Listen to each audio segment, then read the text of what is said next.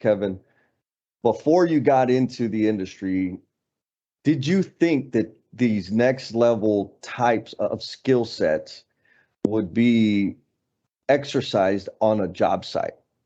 Did you think people out on a construction site had the capabilities or even the need to see things through this type of lens?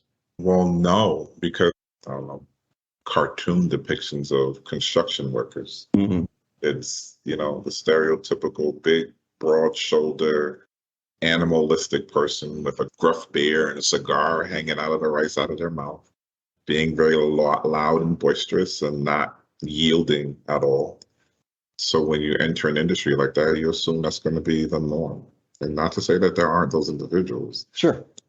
But there is a degree of sophistication that wasn't transparent to me until we get into the industry. And then it's like when you get there and you're like, duh, you're building a 50-floor commercial tower in the middle of New York City in Herald Square or Times Square, and you got to manage a workforce of 700 to 800 people, depending on how big that job is. Of course, it's got to be a level of sophistication. Of course, it's got to be a level of being engaging, being thoughtful, these leadership behaviors that we don't intuitively assign to the construction industry. Oh, yeah. That is the voice of the eloquent and sophisticated Kevin Chase. He's a father of two and a phenomenal representation of construction professionals. It's interesting. He sort of just kind of landed in construction, and you're going to get to hear more about that, as well as Kevin schooling us on the value of vulnerability and introspection. And then we get all riled up, and there's a call to action for all of our trade partners out there that are working to find their way through this industry and their place in the community. We got some work to do. And by the time you are listening to this episode, we will have broken past the 2,500 download milestone. That is 100% due to you. Thank you, L&M family.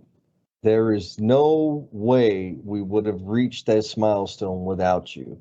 So thank you for the hours that you've spent listening to my voice, the hours you've spent listening to Renee, and the hours you dedicated to learning from our guests, for sharing with your friends. That's super meaningful. And thank you for the reviews, for the feedback y'all are sharing. You make me feel valued. All I can say is thank you very much. So before I get on teary-eyed, here we go, baby. Mr. Kevin Chase. We have the soothingest voice in the country coming from Mr. Kevin Chase. What's going on, Kevin? What's up, Jesse? How are you, man? It was fun connecting with you earlier this week. You are officially the best-looking RLM in terms of now. I've been waiting for this day. I love it, man. So thank you for taking time out of your morning, man. It's Saturday and you got stuff to do, so thank you. And we will jump right into it. So for the L&M family out there, what would you like them to know about Mr. Kevin Chase? Well, first, I'm a dad. I got two boys, 12 and 7 years old, and they are my heartbeat. Everything that I do is really for them. And it's interesting. Children, as much stress as they can cause, they actually are probably the most cathartic thing that we have. To come home and let them talk about their day, or just a random hug or a joke on the car ride home relieves the stresses of the day. So I enjoy thoroughly being a parent. I am in the construction industry, been in the construction industry for a little more than 18 years. I'm currently serving as a regional lean manager for a large GC. Specifically, my role is in New York. And what that affords me the opportunity to do is to do the thing I love the most, which is contradictory to my natural behavior. I'm naturally an introvert. I'm sure you would not have known that. So being in this industry forces you to work and think outside of the box. So in order for me to kind of sustain just my own career progression and just to be generally happy, I had to learn to build tools and behaviors that will contradict my natural inclination to just work alone. So that actually has made me a better person by working in this industry where you're forward facing, interacting with people, helping solve problems all day has really made me a better person, made me come out of my shell. So I enjoy what I do most days. The days that I don't enjoy it are days that we all have. They're not enjoyable, but the good days far outweigh the bad. So I'm happy to be here. I'm really excited about our conversation here today. 10-4. So 18 years in the construction industry. Where did you start? With the company I'm with, or just in general? That's Just in interesting. general. Yeah. Great question. So I've told this story before. It was completely by accident that I ended up in the industry. Okay. It started in high school, junior year in high school. I was actually maybe junior high school because what put me into that situation. And the junior high school that I went to was a specialized school, so I was able to take high school courses. So I was kind of ahead when I started as a freshman. So by the time I got to my junior year in high school, I was really taking AP courses. I was taking some core courses, but a lot of electives just to fill up my day. Yep. So I got to junior year and I had pretty much exhausted all of the electives that my high school had to offer.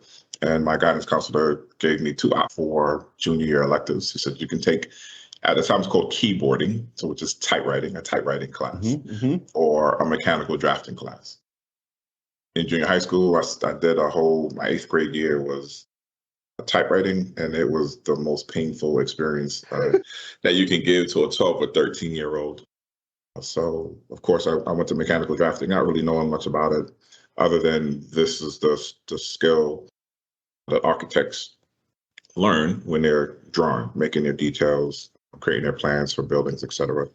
So I gravitated to that, again, just because there wasn't really any other choice. But it was probably the best decision, accidentally, that I ever made, where I got into the class and I had a really great teacher. She triggered this passion that I didn't know I had. Right. So when you think about like growing up and as a kid, and for me in kindergarten, my favorite time of the day was building blocks, right? That 30-minute or 40-minute time in the center of your kindergarten classroom, and you get to just do. So that rekindled kind of that feeling by creating something from scratch, something that was in your mind, and then making it concrete by T-square and mechanical pencil, building something that was in your mind and making it real. So from there, I continued on in the course load. So it went through the end of my senior year in high school. And during that period, I decided that I wanted to go to school for architecture, just because I wanted to continue that feeling of being able to create something. What was really interesting, it led me to the path of the organization that I'm with now. I would say the beginning of my senior year, my professor saw I had an inclination, was good at it. He said, this company offers a scholarship. It's both an internship and a scholarship for 4 years. I think you'd be great at it. I'm only allowed to give one scholarship application for the entire school, and I'm going to give it to you to submit. So thankfully I submitted, I got into the program, etc. I ended up going to CUNY, it's a city college here in New York, and majoring in architecture. And I did that for 2 years, so freshman and sophomore year. And I realized by the end of my second year in architecture as a degree is really rigorous. It's intensive. You spend a lot of hours in studio drafting, plus your own course work. In my case, I was in the honors program, so I was doing like 18 or 19 credits of just schoolwork, plus 2 4-hour sessions of studio every week for architecture. So there wasn't a lot of sleep those first 2 years. So I suffered a bit of burnout, and then I realized that once you graduate with a degree in architecture, you got to go do this 3-year internship. You're making $35,000 a year. And for the next 15 years of your life, you're sitting behind a CAD station drafting details. That did not appeal to me. That's not recess. No. That's not recess. No, not at all. Not at all. Not at all. So thankfully I had, again, another counselor that said you might be happier in construction management at another school, still within the CUNY system. So I took a semester off because frankly, I was burned out and I just I didn't have the maturity to figure out how to just push through at that time. Sure. So I recognized that at 19 years old that I'm not mentally strong enough to just figure this out on my own. I need to do a reset. So I took that year off. I ended up working for a reproduction company, literally like taking companies who had files and paper. So like we worked with the sewer company here in New York City. We went into their office and they had books and books of these old maps and drawings that we digitized for them, just so that they had, able to access their archive without having to open up these old dusty drawers. So I did that for, I don't know, for 4 or 5 months.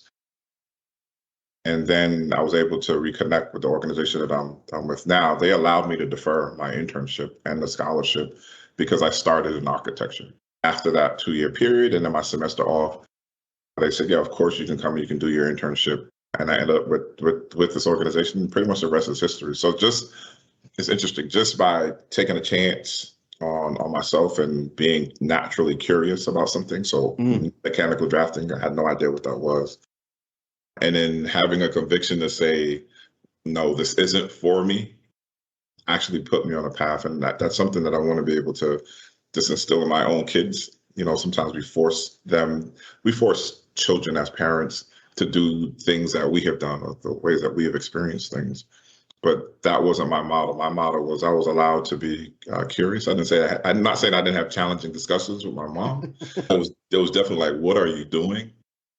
But by allowing, she gave me the space to kind of become an adult kind of at my own speed. I made those decisions and I'm truly thankful because it put me on this path where I now have an opportunity every single day to spark curiosity within my team, within my own team, and within my own organization by asking questions, challenging status quo, making folks a little bit uncomfortable. So again, that pathway, I had to go to that pathway to end up where I am right now because that skill set that was developed has helped me, and I think is having an impact on the folks that I interact with on a day-to-day basis. Oh my goodness. Okay. So when you were developing this skill of introspection and standing firm on what you felt, because there's no case study to go against, it's what you're feeling and what you're experiencing in the moment. When you were developing that, were you aware that you were developing a new skill or a new muscle, or were you able to put your finger on that in hindsight? Yeah, no, that's something I can probably reflect on now as I'm talking to you, as you're going through it. Again, as an 18 or 19-year-old, you just know that you're unhappy or fed up, and that at the time I just felt like what I was doing just wasn't making me happy any longer. There wasn't a self-awareness on why what was happening around me was happening. How did I contribute to that situation? Could I have done something differently? It was more just like, I'm 18, I'm 19, I'm just gonna do it. And just not recognizing whether it was a good or a bad decision. It was just like, I just need to do this today in order to feel better tomorrow. That was really my mindset. I don't think I was smart enough or intelligent enough to be that aware of what was happening. You say you weren't intelligent enough, but I'm going to challenge that, because what you described in your academic career before university it sounds like you were like hella academically inclined. Sure. And an observation I have is, the typical school format or formula is, for some folks, can be less than what is necessary. I mean, if you're taking electives your last 2 years of high school, yeah, right? Like there's a challenge there, but also the environment. And you mentioned your mom. Yeah. And it sounds like your mom created the space for you to do that exploration. Was that a typical element in your environment as you were coming up? Absolutely, absolutely not. So my background is I was born in Barbados, and my whole family is from there. So deep West Indian roots. So for those that maybe don't have insight into what family life and academic pressures are like in a West Indian environment. It's very intensive, very strict. And my mom was a single mom as well, so she had to wear a few hats. Mm-hmm. So giving a child, from and through her perspective, freedoms to do anything was not in her makeup. And you also got to think about like when and where I grew up. I grew up in Brooklyn. I was in Barbados. I left it when I was 2. I lived in Brooklyn my entire life after that. And I'm an 80s baby. So late 80s, early 90s in New York City Yeah. was a rough place to be, right? There was a crack epidemic, there was a heroin epidemic. I didn't live in the greatest of neighborhoods. So given a child a freedom in that arena was not an option. So she was super, super strict. And I would have said before high school, a lot of decisions about where I went to school, the things I was interested in, any extracurricular activities, she was definitely heavy-handed in that environment. But I do believe that she recognized that there's a transition from being a child to being an adult. And in order for an adult to really sustain, again, in the environment that I was raised in, you have to be thoughtful. You got to be allowed to understand your actions have repercussions or consequences. So I think it was intentional. Now that I'm sitting here thinking about it, that she allowed me to navigate that space, because I think she realized how heavy-handed our relationship was. And I was not going to have that crutch throughout life. I had to learn to be a man, allowing me to kind of say, I'm leaving school and I'm just not going to go for a semester at least, was something that she said, okay, if this is something that you feel you need to do, it's fine. Don't ask me for a dollar. You gotta figure it out. You gotta go find a job. But if this is what you feel is necessary and important for you, then go ahead and go do it. And there was, like I said, there were tumultuous conversations, definitely oversimplifying the dynamic nature of that conversation.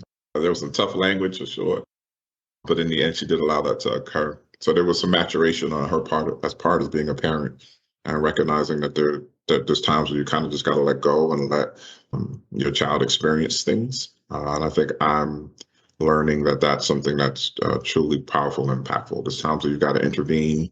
There's times where you got to be a coach, and there's times you got to let folks fail. Because sometimes when you let folks fail, they now have a deeper appreciation of kind of this external voice, this objective voice to say, hey, that was wrong.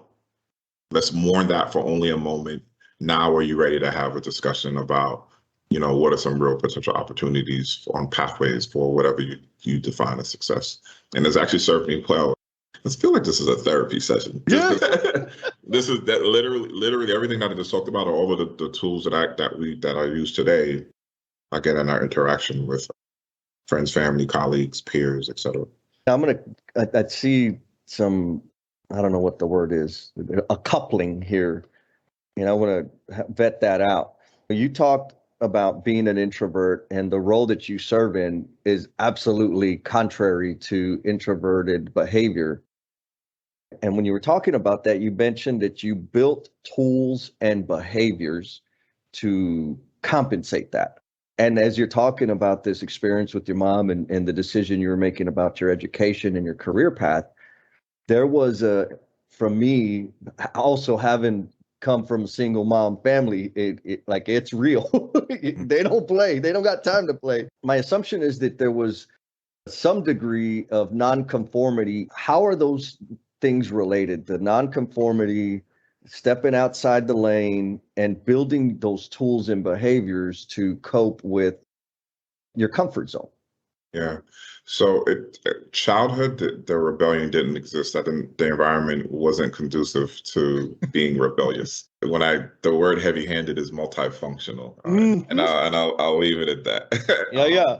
So the having to work and think outside of the box really happened when I started to work for the organization that I work for now, where it was forced upon me, right? Working in the construction industry, it's a very tough, very dynamic, very boisterous, highly interactive environment where if you are meek, you get swallowed up. If you are meek, you don't have an opportunity to have a voice.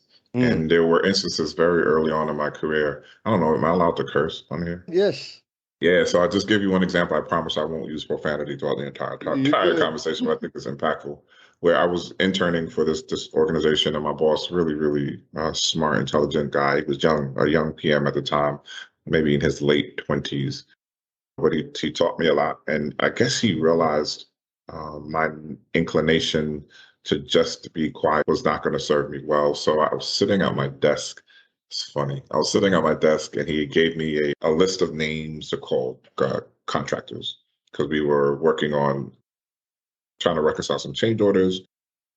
And he'd give me this, I thought was busy work. Call these list of 5 contractors, get them on the phone. We need their current change order logs. I need it by end of day. But as an introvert, I don't know, maybe I was scared to pick up the phone. This is still relatively early on in my internship. I was probably scared to pick up the phone because, like, I'm going to pick up and talk to some rough, gruff person on the other end of the phone. And here's this, I think I was 21 at the time. Yeah. Here's this 21-year-old trying to convince you to give me something that my boss says that I need. I wasn't able to do it. So it was like 2 o'clock in the afternoon. And he came by. He says, "How you do? How'd you do?" I was like, "He's like, show me what you got so far." And I was like, "I didn't have anything." So he says, "So what have you been doing all day?" I was like, "Well, I made a couple calls, and they said they would get back to me, and I just haven't called them back yet." He says, "I know, but that was 8 o'clock this morning. Have you called them back? Did you tell them how urgent it was?" "Well, they said they were going to call me back, so I'm just going to wait because my inclination is I don't need to interact with you. Like you told me you're going to do something, you're going to do it." And he said, "Pick up the fucking phone right now and call them. And you don't get off the phone until they get you what you need." And he walked off.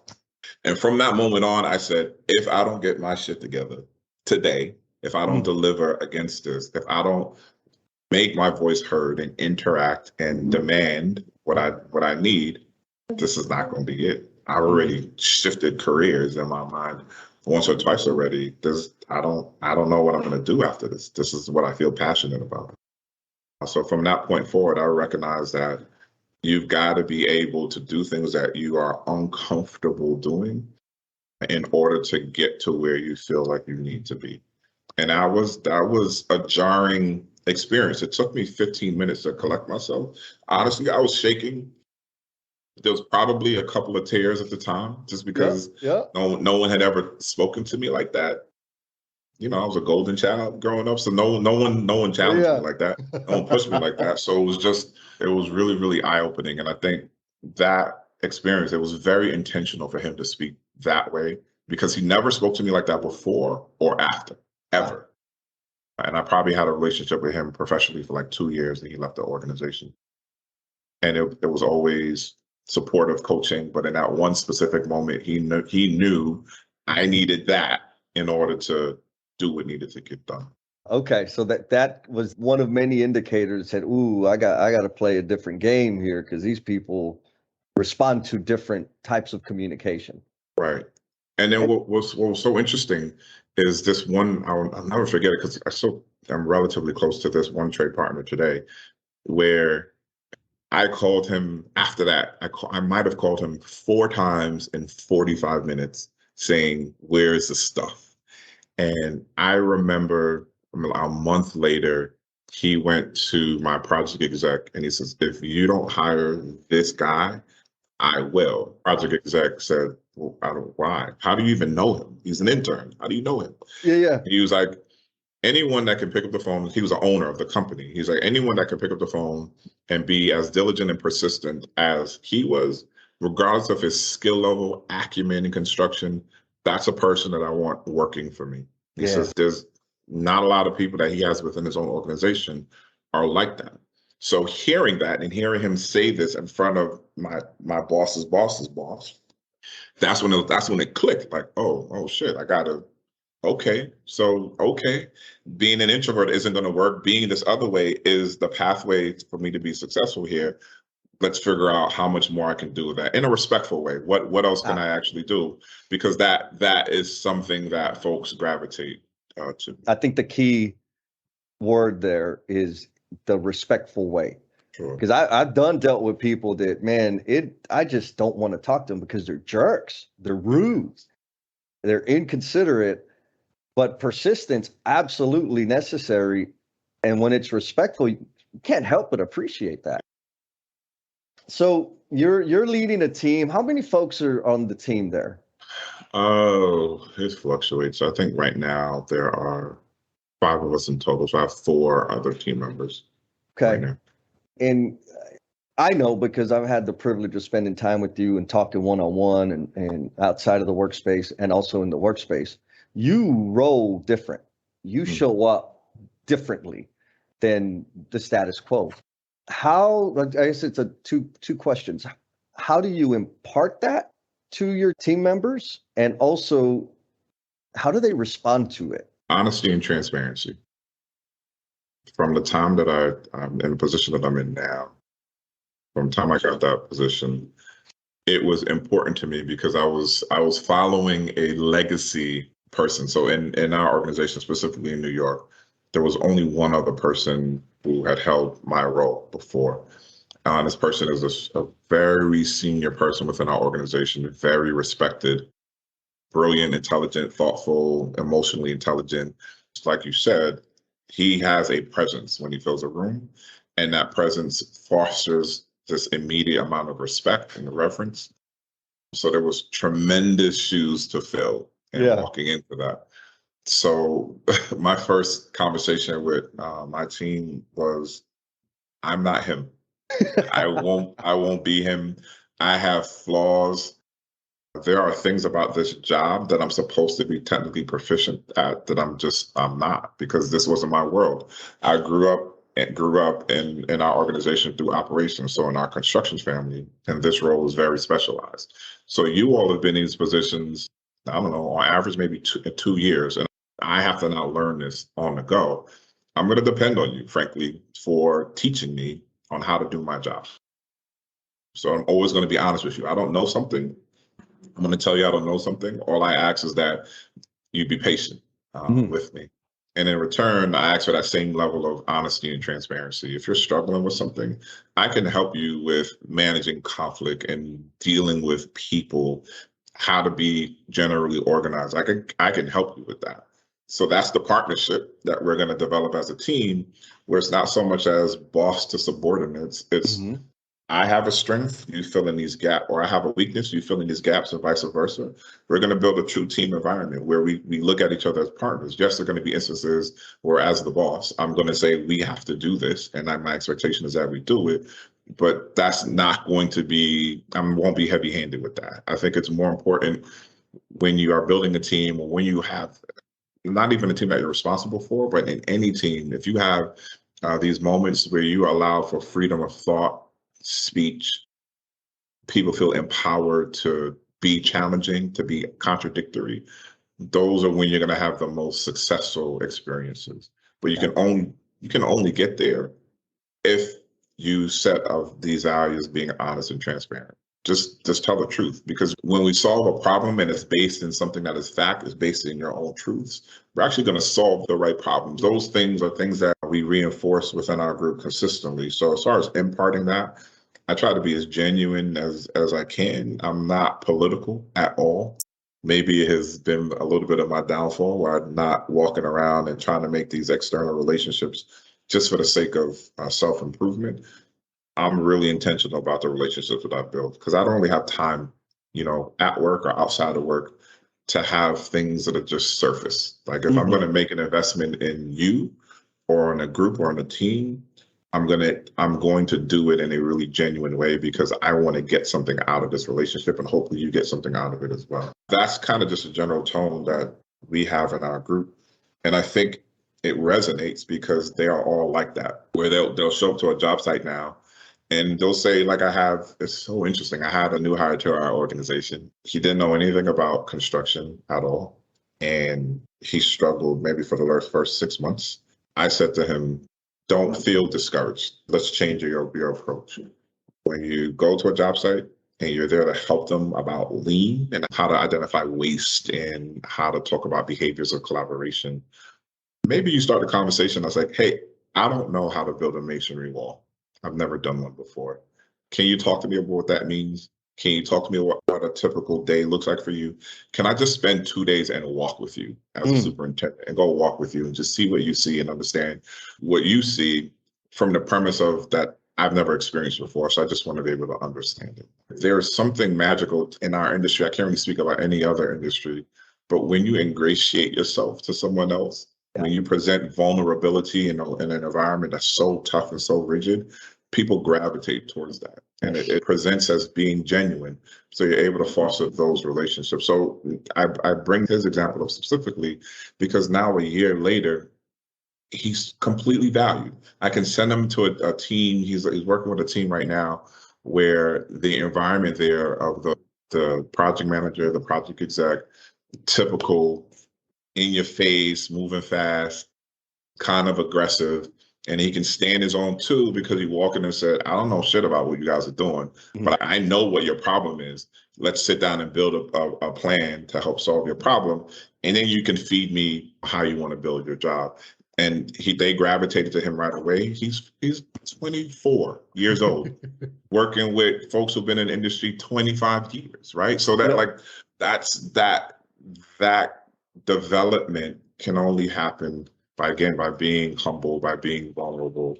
And then automatically you create this bond, you create this environment of respect, which allows you just to be really good at your job. So whenever he leaves our group, maybe in the next year or so, he's going to be so ahead of the curve relative to his peers because he's developed a skill that isn't something that's focused on in the industry. And that's just caring about the person next to you, being respectful and being humble. So I'm really excited for his future specifically. But that's a microcosm of the kind of dynamic that we like to create in our group. Oh man, that's amazing. What you're talking about is like next level stuff, right? People are researching it. There's all kinds of books of different components and elements of it. But like you're doing it, and you're doing it through a simple formula that has served you well. And it brings me back to like the purpose of the podcast is to elevate the image of careers in the trades. And for our L&M family out there, even new listeners, I want you to hang on to Kevin's answer to the next question. So the question is, Kevin, before you got into the industry, did you think that these next level types of skill sets would be exercised on a job site? Did you think people out on a construction site had the capabilities or even the need to see things through this type of lens? Well, no, because I don't know, cartoon depictions of construction workers. Mm-hmm. It's, the stereotypical big, broad shoulder, animalistic person with a gruff beard and a cigar hanging out of the right side of their mouth, being very loud and boisterous and not yielding at all. So when you enter an industry like that, you assume that's going to be the norm. And not to say that there aren't those individuals. Sure. But there is a degree of sophistication that wasn't transparent to me until we get into the industry. And then it's like when you get there and you're like, duh, you're building a 50-floor commercial tower in the middle of New York City in Herald Square or Times Square, and you got to manage a workforce of 700 to 800 people, depending on how big that job is. Of course, there's got to be a level of sophistication. Of course, there's got to be a level of being engaging, being thoughtful, these leadership behaviors that we don't intuitively assign to the construction industry. Like it's almost a disservice. Like I think I spent the first year doing a lot of like, wow.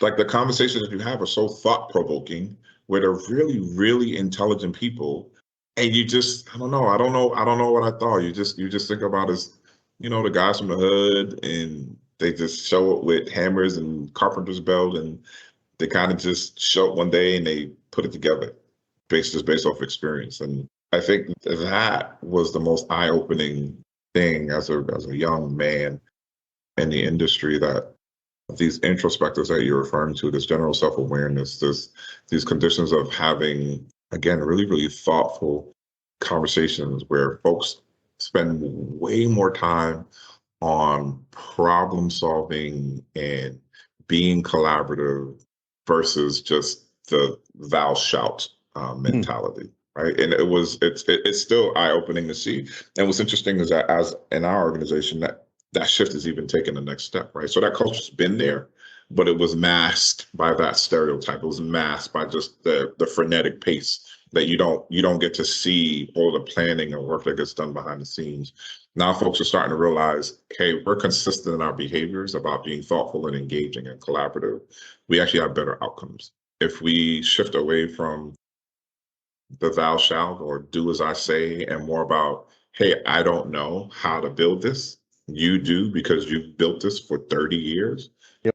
Can you tell me what's important to you? What are your values? And we can build a plan around that. Can you tell me what you need to be successful? And I can clear your obstacles.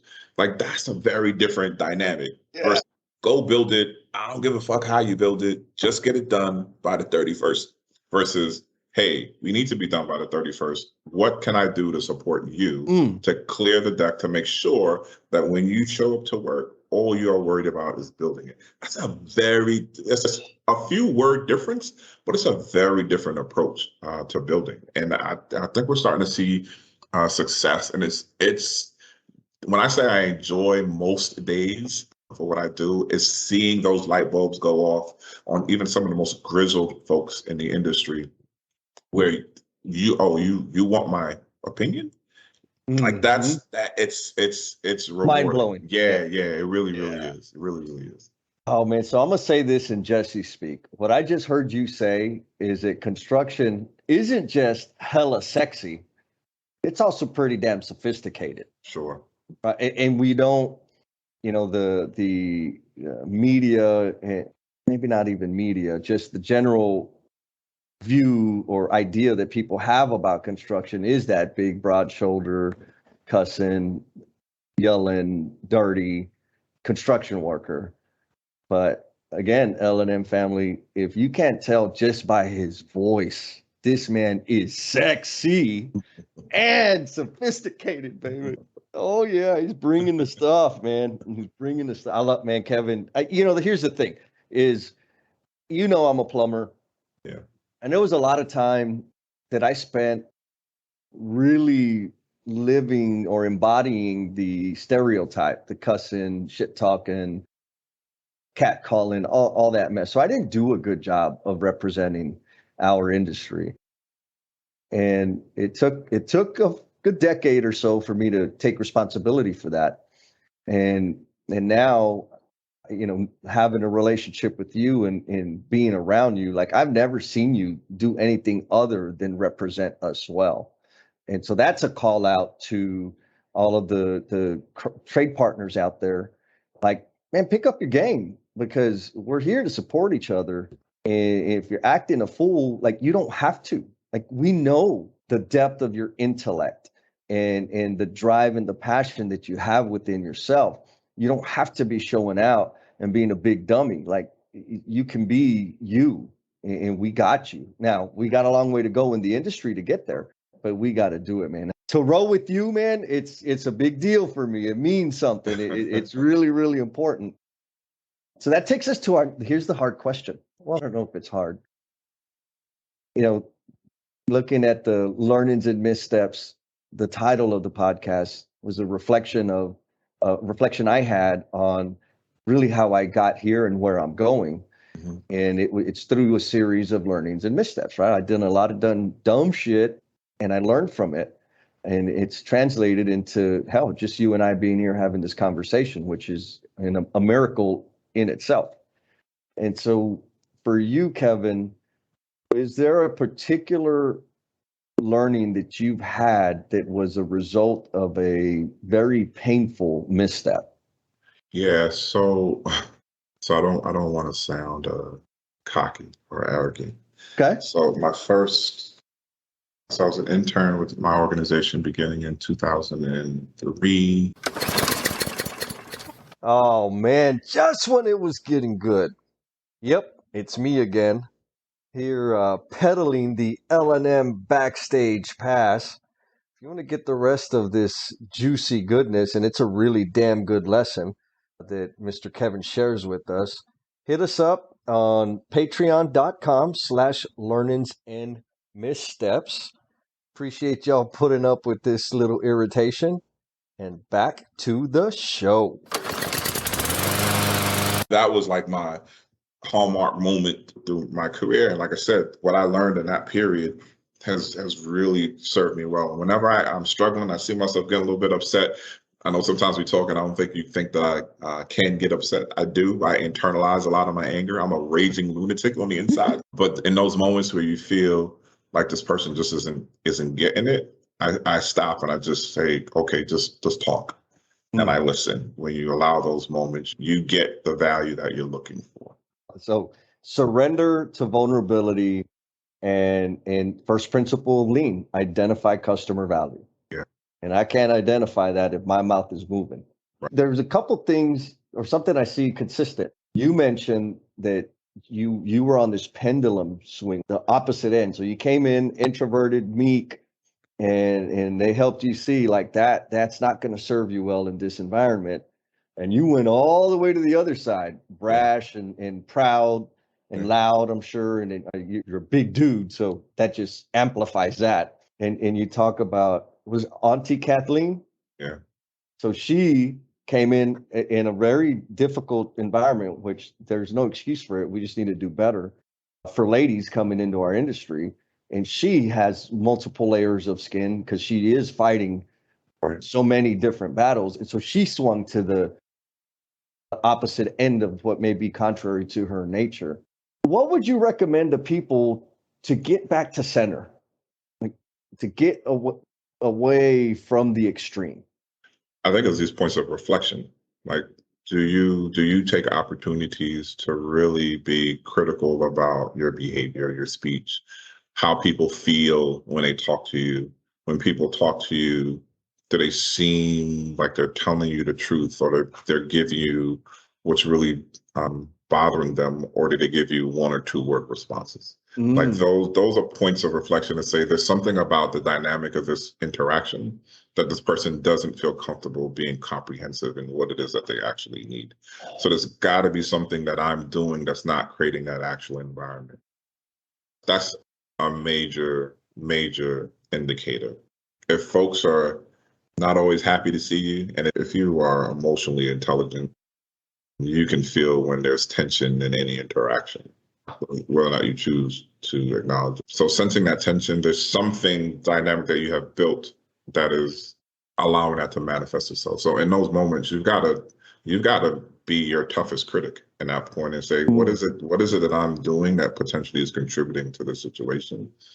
And frankly, asking others. Like, it's a hard thing to do, but sometimes we're just self-auditing. Maybe somebody that I don't have the best relationship with is, I'll walk in and say, hey, can we go down and go have coffee or have lunch? And then say, hey, is there something I could be doing a bit better? Or like, what is your perception of the work that we're doing? Fortunately, folks have been relatively honest with me throughout my career, which is giving you those kind of mile markers to let you know, okay, there's still more work to be done. Because even though I might have been now working on being more inclusive and being a better listener, I still have this experience where this person's perception of me isn't reflective of that. They only know who I am today. They don't know what I've worked on, right? So there's a point where you got to say, fuck, I thought I was becoming a better listener, but this person's experience isn't that. They don't see me as such. They don't know where I started. They don't know how arrogant I potentially was in my past. So there's more that needs to be done. But you've got to be a self-auditor, and you've got to be willing to hear bad news. You got to take your ego out of things. And I think it's really hard for people to do, because again, in our industry, having that a little bit of bravado is something that we think is necessary.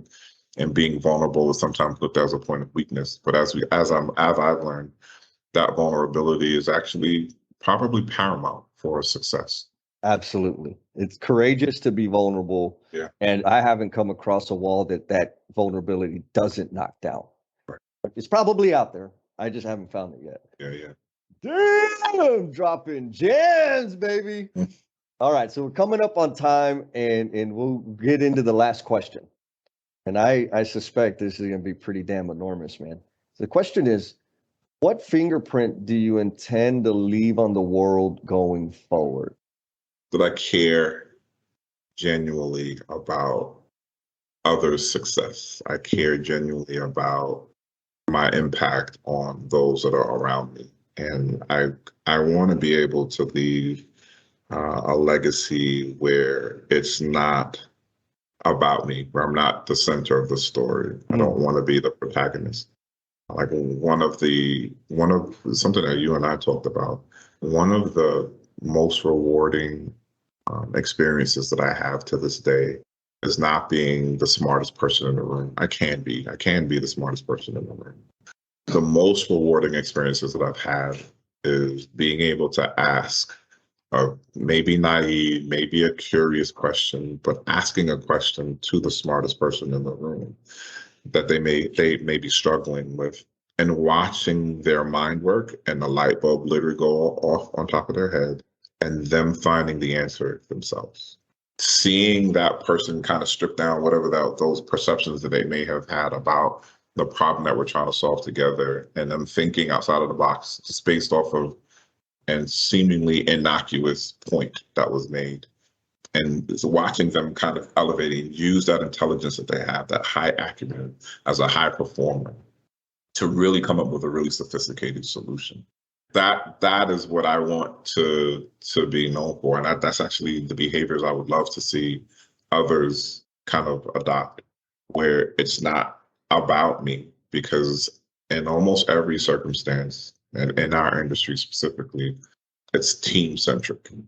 So if you have the ability to make those who are around you really realize and capitalize on their potential, you're going to have a really high performing team. You may not have the A+ players on your team, but if each one of those individuals realizes their maximum potential, whatever that potential is, you're going to have an A+ team regardless. Yes. And I want to continue to build behaviors where I can continue to be the catalyst for that kind of thinking and that kind of adoption and that kind of performance. I don't care about accolades. I don't care that team solved the problem and they say Kevin is the person that got us there. I care that you all now, your lives are easier, better, and you get to go home at 5 o'clock instead of going home at 7, trying to navigate through the bullshit of. If your day is easier, and I've had a little bit to do with that, hopefully I get my wings when we're done here. That's where I'm at with that. Damn it, man. Oh, I love you, Kevin. I mean, for real, you are an amazing human being, brother. The depth that you bring and the care, like it's always been evident to me. I think the first time you and I met in person was in Fort Worth at the all hands meeting, the very first all hands meeting we had. I think you were like pretty damn fresh to the role, but the way you carried yourself, I was like, I like this guy. Like, I'm not sure exactly why. I mean, looking back now, you didn't show up with the expert hat on. Yeah. You showed up with the learner hat on. And you weren't scared to just, I don't know, this is new to me. Like, there's a lot of stuff here that I don't know. I'm like, man, I mean, you may not have said it that way, but Yeah. I was like, okay, he's got a different kind of sauce, and I like that sauce. And over the years we were able to connect. So, dude, thank you, man. Thank you for your time, and man, thank you for your wisdom, because I know it's going to help some people out there. There's no doubt in my mind that I'm going to get some feedback from somebody that listened to your episode, and that it's going to give them permission to be vulnerable. Without a doubt, you are going to have that effect. So we'll wrap it up, my man. Did you have fun? Yeah, it was awesome. I didn't realize an hour had gone by already. So it was tremendous. It was tremendous. Thank you for having me. It's been a privilege. It's always great to talk to you. But I deeply appreciate the opportunity to get some things out that I didn't realize I needed to get out. All right. So a little bit of therapy session. Hope you don't charge me a fee for this. Yeah. But I appreciate you for sure.